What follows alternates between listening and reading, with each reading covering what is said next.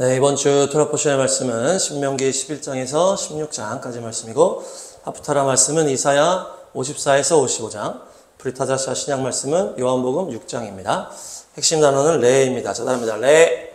레는 보라라는 의미가 있습니다. 이 레라는 단어는 그냥 보라, 이렇게 단순한 단어가 아니고 자세히 보라라는 것이에요. 자세히 보라. 그래서 왕의 얼굴을 보라, 하나님의 얼굴을 보다, 이렇게 연결이 되고, 그리고 조사하고 정탐하고 인식하고 이해하고 알고 감찰하고 깨닫고 경외하다, 이런 의미가 쫙 있어요. 그래서 우리가 이 단어를 통해서 우리가 예수님을 더 자세히 알자, 더 들여다보고 더 깊이 그분을 알자. 그래서 오늘 요한복음 말씀 통해서 예수님에 대해서 더 깊이 더 알기를 축복합니다. 요한복음에는 7개의 에고에이미라고 해가지고 나는 누구다 라고 하는 예수님께서 자신을 정의하는 그 7개의 표현이 나오는데요. 그 표현을 중심으로 살펴보도록 하겠습니다. 첫 번째 말씀이 그 브리타다샤 오늘 말씀이에요. 그래서 요한복음 6장 말씀. 요한복음 6장 35절 시작. 예수께서 이르시되 나는 생명의 떡이니 내게 오는 자는 결코 줄이지 아니할 터이요 나를 믿는 자는 영원히 목마르지 아니하리라. 아멘. 나는 생명의 떡이다 말씀하시는 거예요. 그래서 내게 오는 자는 결코 줄이지 않는다 라고 말씀하십니다. 여기서 말씀하시는 이 생명의 떡이라는 것은 뭡니까?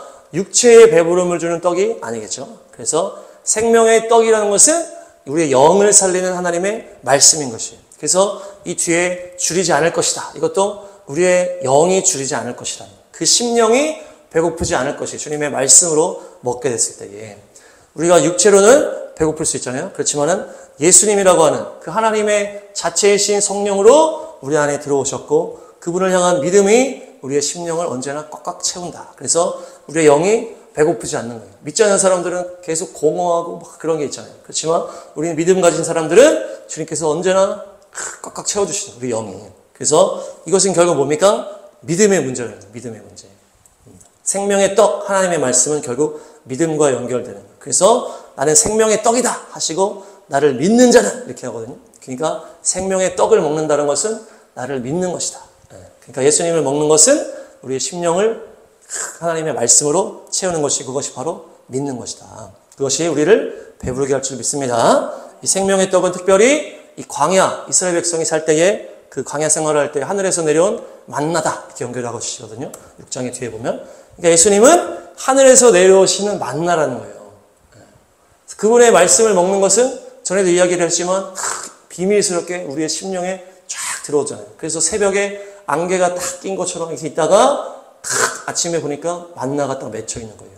그래서 야, 그 사람들이 이게 뭐지? 하면서 만나? 이렇게 됐잖아요. 그러니까 우리의 심령에 주님께서 말씀하시는 것은 그냥 어떤 육적인 것이 혼적인 것이 아니고 영적인 우리 심령에 말씀하시는 거예요. 그래서 처음 경험하는 사람은 이게 뭐지? 이렇게 되는 거예요. 하나님의 말씀이 임하는 것이 너무나 놀랍고 신비하고 너무나 좋다는 것이죠. 그래서 하나님의 말씀은 하늘에서 만나가 내려오는 것처럼 우리 심령에 스며들 줄로 믿습니다. 신비롭게 우리에게 말씀하시는 줄로 믿습니다. 저희도 이제 문산에 와서 이 교회를 개척해서 나가니까 문산이 말씀의 산이라고 그랬잖아요. 그러니까 하나님의 말씀을 얼마나 이렇게 열어주시는지 모르겠어요. 이스라엘과 함께 하나님의 계시들을 열어주시는데 하나님을 알아가는 기쁨이 막 언제나 심령이 넘치는 거예요. 하나님의 말씀을 알아가고 주님이 어떤 분인지 주님이 어떻게 이 땅을 통치하고 계신지를 알아가면 알아갈수록 끝이 없어. 너무나 무궁무진한 그 생수의 샘인 것이에요. 하나님의 말씀이. 언제나 생수가 터지시기를 축복합니다. 두 번째 말씀은 세상의 빛입니다. 빛. 요한복음 8장 12절 시작. 예수께서 또 말씀하여 이르시되 나는 세상의 빛이니 나를 따르는 자는 어둠에 다니지 아니하고 생명의 빛을 얻으리라. 아멘. 나는 세상의 빛이다. 예수님이 자신을 향하여 선포하시고 나를 따르는 자는 어둠에 다니지 아니하고 생명의 빛을 얻으리라. 예수님께서 이 세상의 빛이라고 하실 때 이 앞의 상황이 어떤 상황이에요? 그 가늠한 여인을 정죄하는 문제라고. 그래서 그 바리새인들, 율법학자들이 예수님한테 시험을 하려고 가늠한 여인이 여기 있는데 어떻게 하시겠습니까? 그 초막절 마지막 날에. 다 죄를 회개한 그 상황에서 그들은 아주 그 혈안이 돼가지고 예수님을 정죄하려고 가늠한 여인을 이렇게 데리고 온 거예요. 그러니까 예수님께서 죄 없는 자가 먼저 돌로 치라. 이렇게 하면서 이 여인이 이제 사람들이 다 부끄러워서 가버렸어요. 선뜻 누가 초막절이 다 전체가 다 회개하는 그 상황에서 내가 죄가 없다 하면서 돌을 던질 수가 없는 거예요. 그러니까 예수님께서 여인한테 너를 정죄하는 자가 있냐? 없습니다, 예수님. 나도 너를 정죄하지 않겠다. 가서 다시는 죄를 짓지 마라. 이렇게 하시거든요. 그렇게 하시고서 나는 세상의 빛이다. 이렇게 하시는 거예요. 그러니까 나는 세상의 빛이다. 이렇게 하는 것은 결국 뭡니까? 죄와 연결된 문제라는 거예요. 나를 따르는 자는 어둠에 다니지 아니하고 생명의 빛을 얻으리라. 그러니까 뭡니까? 이 땅을 살아갈 때 죄에서 이길 수 있는 주님의 빛이라는 거예요. 빛으로 말미암아 죄를 이길 수 있다는 것이에요. 그래서 다음 말씀 보시면 8장 14절에 오시면 시작. 예수께서 대답하여 이르시되 내가 나를 위하여 증언하여도 내 증언이 참되니 나는 내가 어디서 오며 어디로 가는 것을 알거니와 너희는 내가 어디서 오며 어디로 가는 것을 알지 못하느니라. 아멘. 빛에 대해서 얘기하시고 어디로 가는지에 대해서 얘기를 하시는 거예요. 그러니까 이 죄에 대해서 얘기를 하시고 빛에 대해서 얘기하시고 어디로 가는지에 대해서 딱 얘기를 하시는 거 뭡니까? 우리 이 죄 많은 세상에서 죄만 지면서 사는 우리에게 주님께서 빛이 되시면서 인도하시는 것이 어떠한 비전, 어떠한 사명, 그 우리의 길의 끝을 주님께서 빛으로 인도하신다는 것이에요. 그래서 광명한 그 빛 마음에 받아 찬란한 천국 바라보면 찬양하잖아요. 그러니까 이 죄를 짓는 삶은 왜 그러는 거예요? 삶에 목적이 없는 것이에요. 삶의 이유가 없기 때문에 사명이 없기 때문에 방황을 하다가 죄를 짓게 되는 것이거든요. 묵시가 없으니까 방황한다. 방자하게 생활한다. 사람들이 얘기하잖아요. 그러니까 삶의 목적, 주님께서 주신 그 사명, 나의 삶의, 나의 걸음 가운데, 나의 가정 가운데, 나의 모든 삶 가운데 비전이고 주님께서 주신 사명이 있을 때 그것을 향해 갈 때 방황하지 않고 죄를 짓지 않는다는 것이에요. 그것이 바로 주님은 빛이다. 이 말씀이에요. 주님께서 빛으로 우리에게 사명을 주시고 빛으로 우리를 인도하셔서 어디까지 가신다? 빛이신 천국까지 우리를 인도하시는 것입니다. 목적이 없이 온전한 만족을 누리지 못하니까 계속 짧은 그 쾌감만을 따라가면서 죄를 짓게 되는 것이 우리 인생의 연약한 것이에요. 그렇지만 예수님께서는 내가 생명의 빛이다. 빛으로 우리의 심령에 임하시고 빛으로 우리를 사명으로 인도하셔서 천국까지 인도하시는 것입니다. 그래서 우리의 종착지는 이 빛의 근원지이신 천국으로 가는 것입니다. 우리가 바닷속에서 만약에 깊이 잠수했다가 그건 어둡잖아요. 쫙 위로 올라가면 빛을 향해 올라갈수록 점점 밝아지잖아요. 우리의 삶이 어둠에서 빛으로 쫙 가는 거예요. 천국을 향해서. 우리가 터널을 지날 때도 어둠의 터널을 쭉 가면 저 끝에서부터 빛이 있잖아요. 쭉 가까이 갈수록 점점 빛이 커지고 완전히 빛으로 탁 들어가는 거예요. 그것이 주님께서 빛으로 우리를 인도하시는 것입니다. 그래서 빛을 선포하시는 삶이 될 줄로 믿습니다. 세 번째 말씀은 양의 문입니다. 양의 문. 10장 7, 8, 9. 10장 7, 8, 9. 시작. 그러므로 예수께서 다시 이르시되 내가 진실로 너희에게 말하노니 나는 양의 문이라. 8절. 나보다 먼저 온 자는 다 절도요 강도니 양들이 듣지 아니하였느니라. 9절. 내가 문이니 누구든지 나로 말미암아 들어가면 구원을 받고 또는 들어가며 나오며 꼴을 얻으리라. 아멘. 예수님께서 나는 양의 문이다 이렇게 선포하세요. 먼저 온 자는 절도요 강도다. 메시아는 그 전에 올 수 없고 예수님이 메시아로 오신 것이에요. 그래서 예수님을 통해서만이 구원을 받을 수 있다. 그러면서 꼴을 먹을 수가 있다. 근데 이 백성들이 양이잖아요. 우리도 양이고 이 문을 통해서 어디로 가는 거예요? 우리의 집으로 가잖아요. 양이 우리로 들어가는 거잖아요. 자신의 집으로 들어갈 때 문을 통해서 들어가는 거예요. 우리의 집은 어디입니까? 우리의 집은 저기 문산이긴 하지만은 우리의 영원한 집은 아버지 집 천국을 말하는 거예요. 그래서 천국으로 가는 우리 집으로 가는 집은 어디예요? 바로 예수님을 통해서만 간다는 것입니다. 그래서 이 문은 하나밖에 없는데 그 문이 바로 예수님입니다. 근데 여기서 중요한 표현이 나오는데요. 듣는다라는 표현이 이제 여기 나오는 거예요. 듣는다. 10장 3, 4, 5 시작. 문지기는 그를 위하여 문을 열고 양은 그의 음성을 듣나니 그가 자기 양의 이름을 각각 불러 인도하여 내느니라. 4절. 자기 양을 다 내온 후에 앞서가면 양들이 그의 음성을 아는 거로 따라오되. 5절. 타인의 음성은 알지 못하는 거로 타인을 따르지 아니하고 도리어 도망하느니라. 아멘. 천국 가는 문을 예수님이다. 예수님이 천국의 문이다. 이렇게 했을 때 이 핵심적인 문제는 어떤 문제라는 거예요? 듣는 문제라는 거예요. 듣는 문제. 예수님을 따라서 천국 가는 이 문제는 듣는 문제라는 거예요. 듣는 문제. 눈으로 우리가 예수님이 보이지 않잖아요. 그렇죠? 들어서 그 문 대신 예수님을 따라서 가는 것이라는 거예요.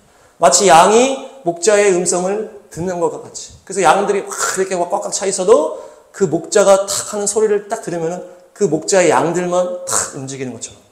양들이 목자의 음성을 아는 것처럼 우리가 주님의 자녀요, 주님의 음성을 들어서 예수님이라는 그 문으로 나아가는 것입니다. 그래서 그 음성을 듣는 거예요. 그 음성을 잘못 듣는 게 바로 절도요, 강도라는 것이에요.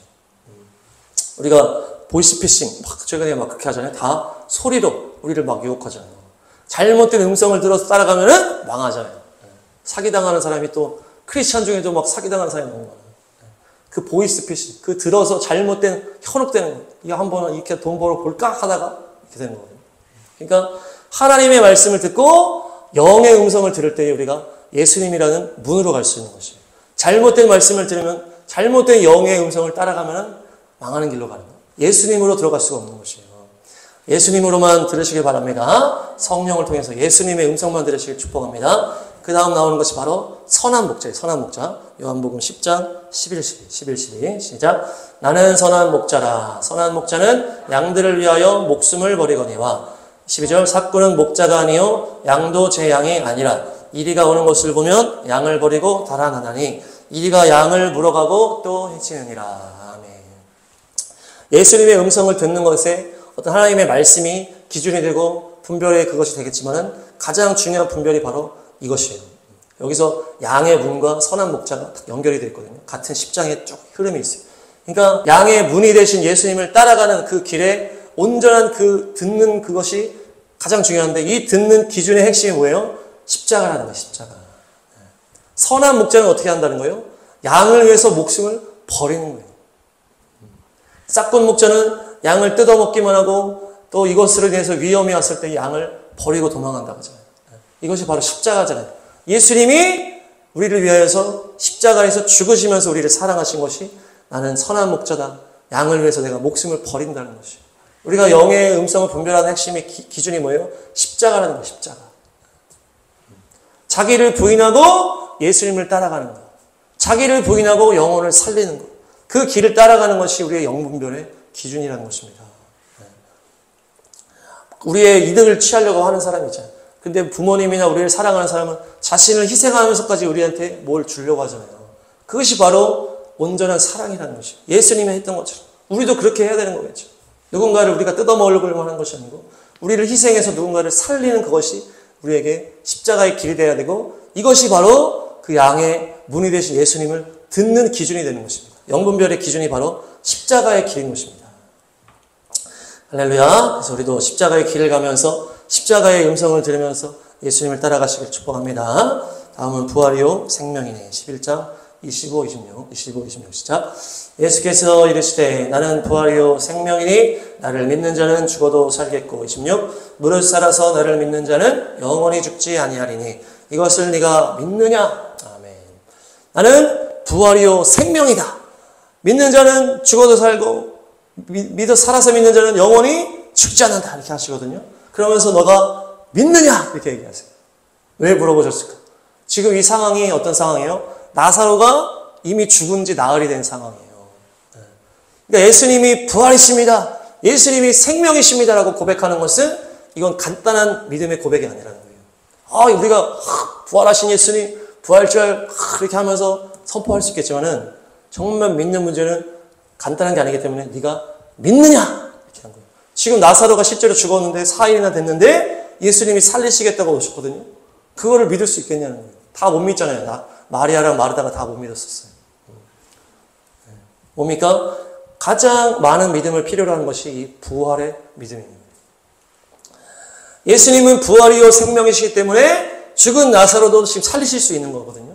그것이 바로 우리가 죽고 부활하는 문제라는 것입니다. 그냥 간단한 문제가 아니라는 거예요. 죽고 부활하는 문제는 죽어있는 사람을 살릴 만한 그 믿음이라는 것입니다. 이것이 소화가 되어야 우리가 이것을 나아갈 수 있다. 이 믿음이 있어야 우리가 이 땅에 떠나서 부활의 몸을 입고 천년왕국의 왕노릇하는 하나님의 놀라운 상속자로 나아갈 수 있는 믿음이 준비되는 것이에요.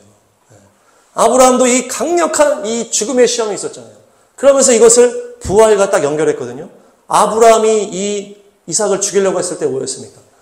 하나님께서 바치라고 했을 때 내가 하나님을 더 사랑하고 하나님께 순종하는 것이 더 좋다라는 것을, 내가 사랑을 더 사랑하기 때문에 이삭을 죽이려고 했던 건데, 그 마음의 믿음이 뭐였다는 거예요? 내가 이삭을 죽여도 주님이 이삭을 살릴 것이다라는 믿음이 있었다는 거예요. 이게 완전히 그 엄청난 끝판왕의 믿음이라는 거거든요. 부활의 믿음이라는 것은 강력한 믿음이 필요한 것이죠.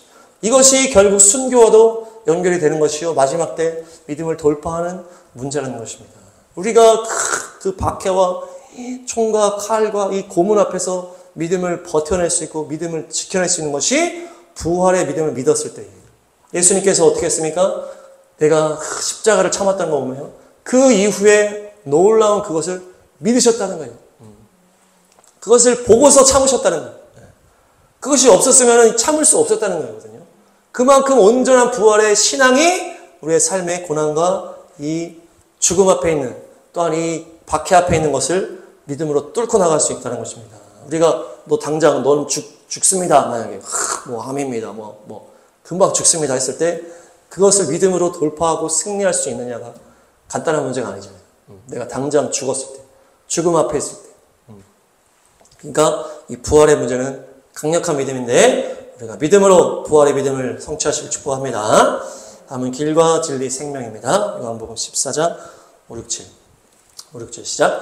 도마가 이르되 주여 주께서 어디로 가시는지 우리가 알지 못하거늘 그 길을 어찌 알겠사옵나이까. 16절. 예수께서 이르시되 내가 곧 길이요 진리요 생명이니 나로 말미암지 않고는 아버지께로 올 자가 없느니라. 7절. 너희가 나를 알았더라면 내 아버지도 알았으리로다. 이제부터는 너희가 그를 알았고 또 보았느니라.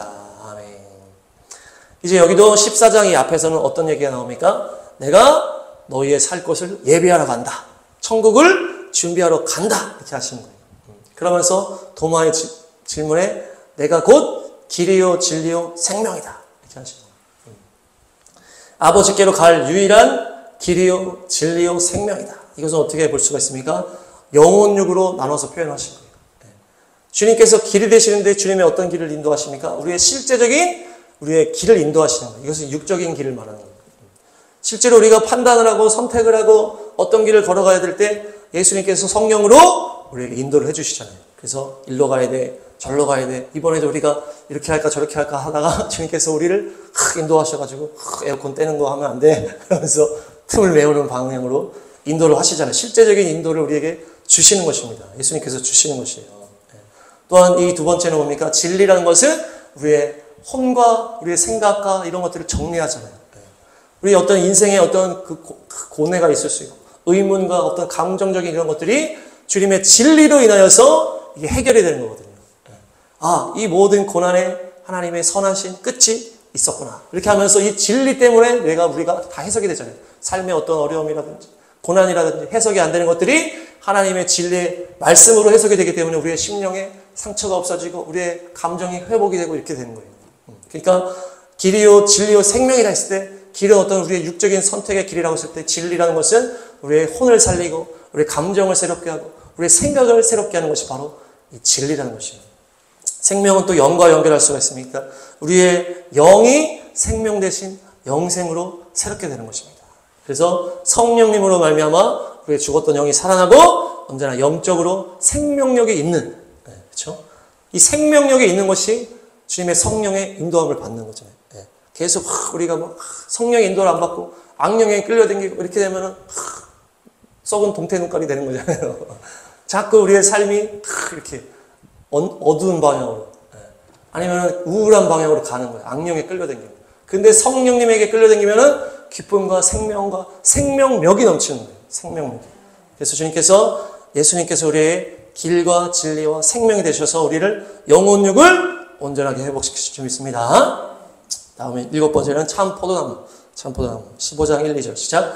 나는 참 포도나무요 내 아버지는 농부라. 무릇 내게 붙어있어 열매를 맺지 아니하는 가지는 아버지께서 그것을 제거해 버리시고 무릇 열매를 맺는 가지는 더 열매를 맺게 하려 하여 그것을 깨끗하게 하시느니라.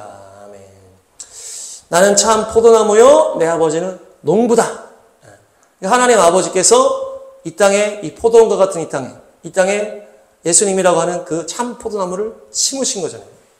그러면서 이것을 쫙 이렇게 하나님께서 영으로 역사를 하시는데 예수님께서 하나님이 이 땅에 심어준 메시아, 그리스도 이렇게 되시는 거예요. 그래서 그 예수님, 참 포도나무, 이 포도나무에 붙어 있기만 하면 된다는 거예요. 붙어 있기만 하면. 근데 2절을 보니까 열매를 맺지 않는 가지는 제거해 버리신다 이렇게 하셨는데 이것은 좀 이제 해석이 좀 잘못된 게 아닌가. 그래서 제거해 버리신다라는 의미도 있지만 다음 보시면 이게 아이로라는 단어인데요. 자, 다음에 아이로라는 빼앗아 가다 이런 의미도 있고 들어 올리다 이런 의미가 있어요. 두 가지가 있는데 이것을 이제 빼앗아 가다 이걸로 해석을 해서 제거해 버린다 이렇게 해석을 한 것 같은데 전체적으로 보면은 이것이 들어 올리다라는 의미가 더 맞아요. 들어 올리다. 그래서 열매를 맺지 않으니까 다 잘라버려 이런 차원이 아니고 지금은 가지에 붙어 있냐 아니냐 이런 차원이란 말이에요. 이 비유라는 것이 예수님은 참 포도나무인데 니네가 가지 예수님께 붙어 있으면 사는 거고 안 붙어 있으면 버린다. 이런 차원이기 때문에 열매를 맺고 안 맺고의 차원이 아니고 붙어 있기만 하면 된다는 말씀이라는 거예요. 그래서 열매를 맺는 자들은 더 맺게 하기 위해서 깨끗하게 하신다. 이렇게 하시는 거예요.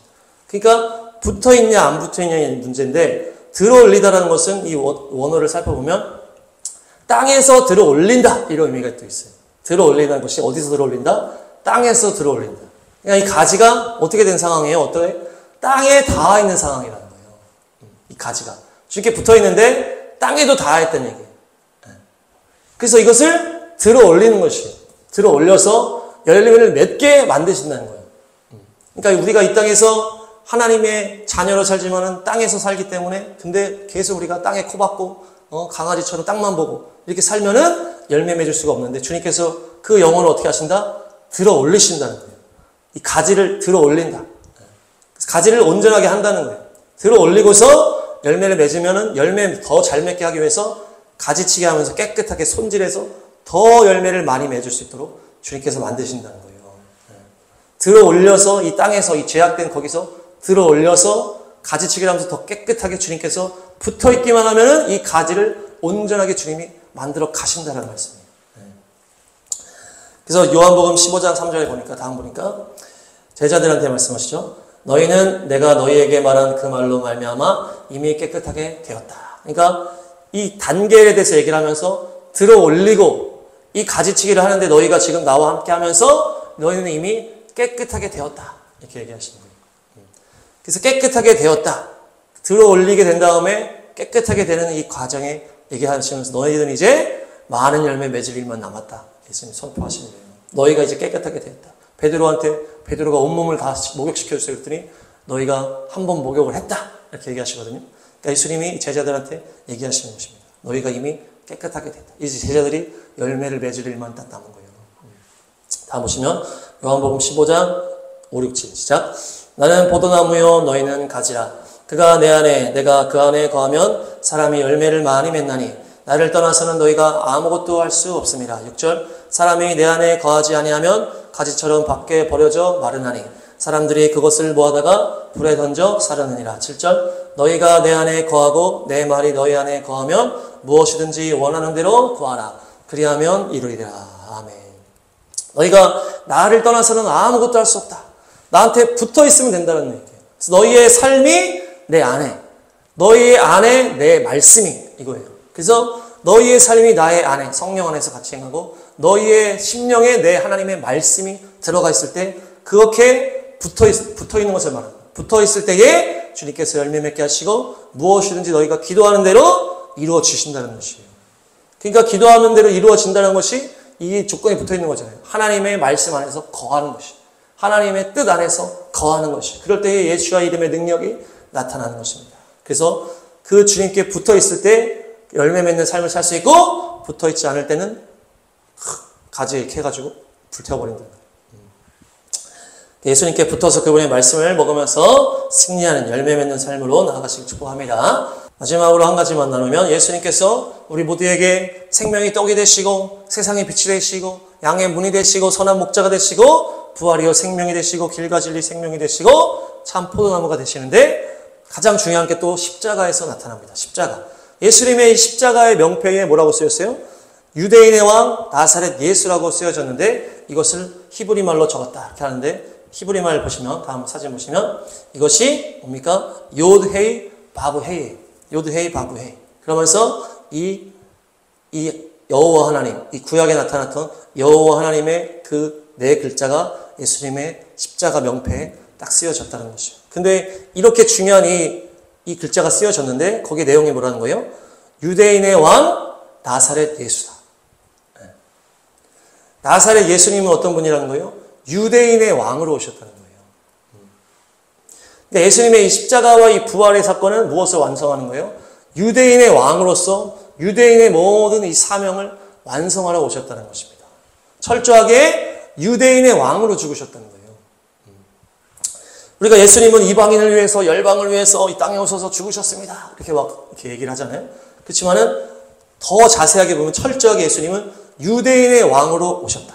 그래서 그 십자가에서 죽으심으로 하나님과 하나님의 자기 백성에서 연결된 모든 것을 다 완성하시러 오셨다는 것입니다. 다음 말씀 보시면 마태복음 1장 21절 시작 아들을 낳으리니 이름을 예수라 하라 이는 그가 자기 백성을 그들의 죄에서 구원할 자이심이라 하니라. 아멘. 예수님께서 이름을 계시 받으실 때 뭐라고 하십니까? 자기 백성을 그들의 죄에서 구원하실 것이다 이렇게 하시거든요. 우리가 이것을 그냥 열방으로 이렇게 해결을 했었지만은 더 엄밀히 말하면 자기 백성 유대인을 말하는 것입니다. 유대인들에게 그 하나님과의 그 관계 속에서 죄가 쌓여 있었던 거예요. 그것을 그들의 죄에서 구원할 자로 예수님이 오셨다는 것입니다. 자기 백성을 그들의 죄에서 건지신다. 그래서 자기 백성은 유대인 백성들을 말하는 것이죠. 그래서 그 유대인의 모든 하나님과의 관계의 모든 죄악을 털어버리는 마무리 완성하시러 예수님이 오셨다는 것입니다. 뭡니까? 하나님께서 이 하나님의 백성 이스라엘 백성들에게 율법을 주셨잖아요. 율법을 주시고 우상 숭배하지 않도록 그렇게 시내산에서 언약을 맺고 엄청난 하나님과의 그 영원한 언약을 맺은 백성이 유대 백성이라는 거예요. 유대 백성. 그렇기 때문에 주님께서 그 모든 이스라엘 과정 속에서 제사법을 주시고 그 절기에 맞춰서 그 절기에 해당하는 그 유월절 저녁에 어린 양이 되셔서 유월절에 제물이 되셔서 그것으로 모든 죄의 모든 것들을 해결하시면서 그들이 파괴해버리고 우상 숭배하면서 하나님과의 언약을 다 무너뜨려 버렸잖아요. 그것을 해결하러 유대인의 대표, 유대인의 왕으로서 예수님이 오셔서 십자가에서 그것을 해결한 것입니다. 근데 이 십자가 부활의 이 사건이라는 것은 철저하게 하나님과 유대 백성 안에서의 이 관계에서 탁 열매 맺었다는 것이에요. 다음 말씀 보시면 마태복음 10장 5절 시작. 예수께서 이 12를 내보내시며 명하여 이르시되 이방인의 길로도 가지 말고 사마리아인의 고을에도 들어가지 말고 6절 오히려 이스라엘 집에 잃어버린 양에게로 가라. 7절 가면서 전파하여 말하되 천국이 가까이 왔다 하고. 아멘. 12제자를 보내실 때 뭐라고 하십니까? 이방인에게 가지 말고 사마리아에도 가지 말고 이스라엘 백성에게만 가라 이렇게 하신 거예요. 그래서 이 가나안 지방 그 수로보니게 여인 그 이방인이 왔을 때도 이렇게 냉대하시면서 하시는 말씀이 뭡니까? 마태복음 15장 24절 예수께서 대답하여 이르시되 나는 이스라엘 집에 잃어버린 양 외에는 다른 데로 보내심을 받지 아니하였노라 하시니. 아멘. 뭐라고 하시는 거예요? 나는 오직 이스라엘의 집에 잃어버린 양에게만 왔다. 거기에게만 보내심을 받았다는 거예요. 그러니까 예수님의 이 사명이라는 게 철저하게 유대인 중심으로 하나님께서 탁 맺어주셨다는 거예요. 예수님의 십자가 부활의 복음의 완성은 아브라함에서 다윗을 지나 예수님으로 오면서 하나님의 자기 백성과의 이 모든 그 관계를 정리하고 마무리하는 이 여정의 마침표를 찍는 율법을 완성하시는 놀라운 사역이셨다는 것입니다. 그렇기 때문에 우리 이방인들 입장에서는 예수님을 믿는 것은 어떻게 믿어야 되는 것이에요? 그냥 예수님만 십자가 부활 이것만 딸랑 떼서 믿는 것이 아니고 아브라함에서부터 시작된 하나님의 이 자기 백성과의 모든 이 관계 속에서 이 십자가 부활로 마무리를 지셨구나. 이렇게 이것을 통째로 우리가 믿어야 된다는 것입니다. 그냥 끄트머리에 예수님의 십자가 부활만 잘라가지고 믿는 것이 아니고 전체적으로 하나님의 언약 가운데 하나님의 놀라운 이 관계 속에서 이스라엘을 어떻게 살리셨는지를 딱 우리가 믿는 것이에요. 요한복음 1장도 보시면 요한복음 1장 11절에서 14절까지 시작. 자기 땅에 오매 자기 백성이 영접하지 아니하였으나 12절 영접하는 자 곧 그 이름을 믿는 자들에게는 하나님의 자녀가 되는 권세를 주셨으니 33 이는 혈통으로나 육정으로나 사람의 뜻으로 나지 아니하고 오직 하나님께로부터 난 자들이니라. 14 말씀이 육신이 되어 우리 가운데 거하심에 우리가 그의 영광을 보니 아버지의 독생자의 영광이요 은혜와 진리가 충만하더라. 아멘. 자기 땅에 오매 자기 백성이 영접하지 않았다. 이 자기 백성이 예수님의 백성이 바로 유대인 이스라엘을 말하는 것입니다. 영접한다는 것은 뭡니까? 태초에 하나님이 말씀이 계셨고 그 말씀으로부터 이 아브라함으로부터 다윗으로부터 쭉 그 말씀이 어떻게 됐습니까? 예수님으로 성취될 때까지 말씀이 육신이 되어서 이 땅에 오셨다. 이 말씀은 뭐예요? 하나님의 입에서 나오는 어떤 성령님의 그렇게 연결이 될 수 있겠지만은 이 구약의 전체 모든 말씀이 예수님이라는 육신으로 오셨다는 거예요. 말씀이 육신이 됐다는 것이 이 하나님의 이 구약의 모든 이 말씀이 통째로 예수님으로 오셨다는 것입니다. 그러니까 예수님은 중간에 나타나신 분이 아니라는 거예요. 처음부터 이 모든 것을 시작하시고 계획하시고 한 사람, 한 민족을 만드셔서 하나님의 모든 과정 속에서 그것을 마무리를 짓기 위해서 본인이 인간의 몸을 입고 오신 것이고 그러면서 이것을 죽고 부활하심으로 이 모든 이 역사 속에서 모든 것을 완성하시고 종지부를 찍으셨다. 그래서 우리가 이 이방인의 이 교회, 우리가 예수님을 믿는다. 그래서 영접하는 자, 그 이름을 믿는 자 이렇게 했을 때 그냥 예수님이라는 그 이름을 어떤 그냥 단편적으로 믿는 것이 아니고 예수님이라는 어떤 그 십자가 부활의 이 사건만을 믿는 것이 아니고 이 모든 하나님이 말씀으로 세상을 창조하신 다음부터 말씀으로 이 땅에 오신 예수님까지 전체를 다 영접하는 것을 말하는 것이에요. 그래서 우리가 이방인들은 어떤 그런 예수님의 십자가 부활의 완성에서 한 게 아무것도 없잖아요. 하나님께서 이스라엘 백성 안에서 모든 것을 완성하시고 이방인들한테 뭐라는 거예요? 이것을 믿음으로 취하라. 취하라. 근데 우리가 어떻게 취하는 거예요? 이 구약의 이스라엘 모든 과정을 없애버리고 이 예수님 십자가 부활만 딸랑 취하는 거예요.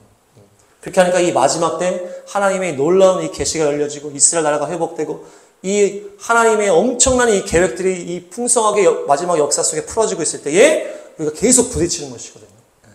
이스라엘의 이 역사를 통째로 우리가 믿어야 되는데 그 하나님의 이 역사를 다 잘라버리고 예수님을 어떤 미신적으로만 믿으려고 하니까 이 마지막 때 역사 속에서 자꾸 부딪히는 것이에요. 우리가 예수님을 더 안다는 것은 온전하게 믿는다는 것은 뭡니까? 예수님이 나오는 모든 과정, 아브라함, 다윗 이 모든 과정이 통째로 우리 삶에 들어와야 되는 것입니다. 그래서 온전한 믿음으로 승리하시길 축복합니다. 정리하겠습니다. 레에는 보라. 그래서 예수님에 대해서 더 깊이 보자, 더 깊이 알자, 더 깊이 깨닫자라는 것이에요. 그래서 요한복음의 7가지 에고 에이미를 통해서 예수님 알아봤습니다. 나는 생명의 떡이다. 이 떡은 예수님께서 주시는 말씀이다. 그 말씀을 먹을 때 우리 영이 줄이지 않고 언제나 주님 안에서 충만하다. 이것은 하늘에서 내려오는 만나와 같다. 그래서 우리 심령에 주님의 말씀이 놀랍고 비밀스럽고 새롭게 우리 심령에 새겨지는 것입니다. 두 번째는 세상의 빛이다.